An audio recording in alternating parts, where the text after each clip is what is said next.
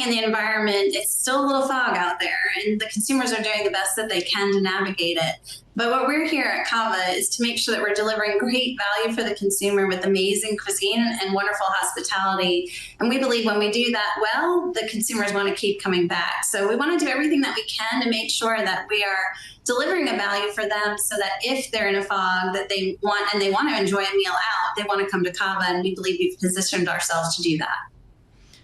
Tricia, thanks for joining us. And to follow up on that, just wondering, why do you think your stock sold off so much after the results? Like, of course, I know you have strong comparisons. You grew a lot in recent years, so probably tough comparisons is a better word to say it. But why is the stock down so much?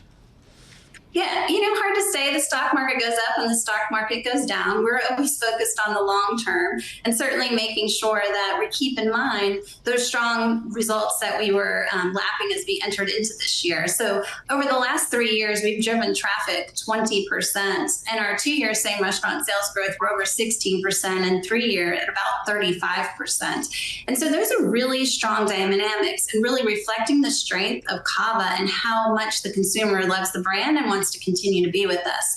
So the reflection of the Q2 comps was more of a anniversarying or lapping over some of those higher results in the prior year. And just wondering, if we're thinking about the remainder of the year and also next year, of course, we'll see how that plays out. But I'm wondering, in how far are you prepared for a slowing economy in which also a consumer might make changes to their preferences in terms of where they eat, how much they spend, how often they eat out? Yeah, one of the things that we do know is consumers love innovation, and certainly at Cava, we're prepared for that over the upcoming quarters. Coming soon, we'll have chicken shawarma in our restaurants, which is a hand-stacked, spit-roasted white meat chicken that is a new offering in our restaurants in September. And then closely following that will be our cinnamon sugar pita chips that are coming. Pita chips are a fan favorite for us, and we look forward to bringing them with a little side of honey to our guests later on this year. So those things, coupled with great service and incredible hospitality, really create an opportunity for guests to enjoy us and experience that newness that they so desire. So the goal is basically to also have new menu items on the calendar so that you basically have something that draws people in, potentially offsetting any weakness you might see. Certainly a robust calendar with culinary innovation, as well as continued execution and enhancements to our loyalty program, which are already planned for later this year. And right now, we've got some excitement in our restaurants. We partnered with Thaddeus Coates, who was a former employee of ours, to create a plushie that is our pita chip plushie, which has created a lot of buzz and excitement. My mom down in Florida reached out to me and saw it on Instagram, which I was surprised. Nearing 80, she was in tune to what was going on, and she went to go find them in her market in Palm Harbor and was unable to find it. They were already sold out. So making sure we're culturally relevant with great cuisine is a combination that we think will be successful. So I need to hear more about this plushie. Is it a Labubu? It is our version of a Labubu. So as I mentioned, we partnered with the creator of Hippie Potter, and he did work at Cava at one point in his career, and now he's a New York City-based creator. It's super cute. I encourage you to go take a look and see if you can find them if they're still left where you are. Well, Tricia, it sounds like you all are finding really interesting ways to get more creative during this uncertain time period. What about any sort of price softening? Are you all thinking about bringing down the price point at all to meet consumers where they are? Price has been something we've been focused on for a very long time. So over the past 5 years, from the end of 19 to the end of 24, we raised our menu prices about 15%, and CPI went up 23%. So we were 8% below CPI. And I believe, as you know, in the fast food place, prices went up during that time period over 30%. So we're always focused on creating strong everyday value for our guests, and we believe we're positioned to do that. So in 2025, we've raised menu pricing less than 2% at 1.7%, well below CPI for food away from home. And again, wanting to be thoughtful. At Cava, we have very robust restaurant level margins, and we want to make sure that we're reinvesting those margins back into team members and into guests. And one way we do that with our guests is to minimize price increases as much as possible. Tricia, just talk to us a little bit about the impact of tariffs. I know that you import beef from Australia. You also import olives from Greece. So I would assume there's some price impact from tariffs. Will you pass these on to consumers? And how about price increases next year? Yeah, so we do receive some items from overseas, and we have an excellent supply chain team that has really navigated this very fluid environment regarding tariffs and minimized the impacts as much as possible. But we have no plans for the rest of 2025 to pass along any price increases to absorb any tariff impact that we might experience, and we're looking thoughtfully at 2026. I know it's a supply chain question, but you're the keeper of the books, so there's obviously a reason you're importing some of these things. Could you buy U.S. beef rather than import it? We do buy U.S. beef, so we have a blend of U.S. and Australian beef, and there's no antibiotics ever added. But could you exclusively buy U.S. beef? We think it's important to have a balanced, scalable supply chain strategy, and having a very diversified base of suppliers with high quality ingredients is the best path forward for us.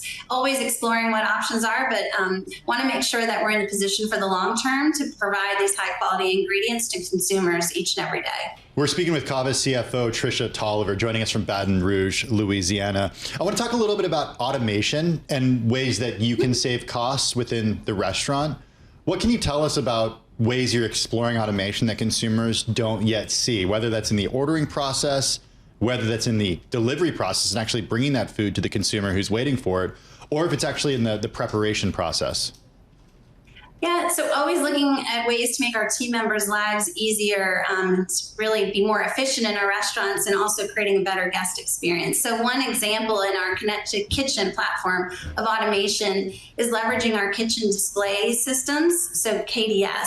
And so we're adding those systems to over 200 restaurants across our fleet. And what that does is allow our team members to fill orders more accurately and efficiently. So creating a better guest experience and delivering your bowl the way you ordered it is super important, and that's something that we're focused on. And this should also increase efficiency in the restaurant overall. Another way is, even more simply and not automation, is making sure that we find ways to make things more efficient in the restaurant. So a little while ago, we got all of our pita chips. We used to slice them in-house to make our pita crisps, and worked with our partners to slice them ahead of time so that we remove that complexity out of the restaurants themselves.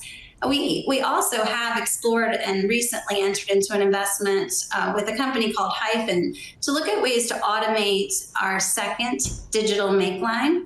So we're in very early stages of that, but think of a world where the team member can prepare bowls and pitas at the top of the line, and there could be automation underneath the line to prepare those bowls, creating greater efficiency in the restaurant.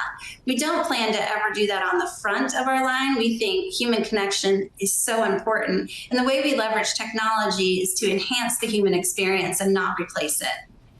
Tricia, you talked about all the ways that you all are trying to make the space more inviting for customers. Do you all have any plans for maybe celebrity partnerships or any sort of advertising and marketing in that sense? In the first quarter of 2025, we partnered with Gabby Thomas on our campaign during that first quarter of the year, and really liked the opportunity for Gabby to talk to us about how she loves our food and how it fuels her, and highlighted our spicy lamb meatballs. So when it makes sense, we want to lean into different partnerships, but it has to be something that's really authentic and something that really means something to both us and the person that we're associated with. Tricia, one more question from me. I'm just wondering, in terms of planned growth of the company, I know that you're expanding and you have upped your plan for new stores. I'm just wondering how you're thinking about construction costs on the back of tariffs, and also, are you hiring new people at this point? Yeah, and so our new growth is very robust. This year, we expect to open 68 to 70 new restaurants. And much like the supply chain team, our design and construction team has done an incredible job navigating tariffs, and we're not expecting any impacts to our overall costs of our restaurants that we open. In some cases, they were able to minimize or offset some of the impacts by ordering, because of our strong balance sheet, leveraging our balance sheet to pre-order items to make sure that we weren't as exposed to tariffs as we might be. So the team's done a great job, and as we grow, we anticipate that we will have needs to continue to support that growth as we move forward.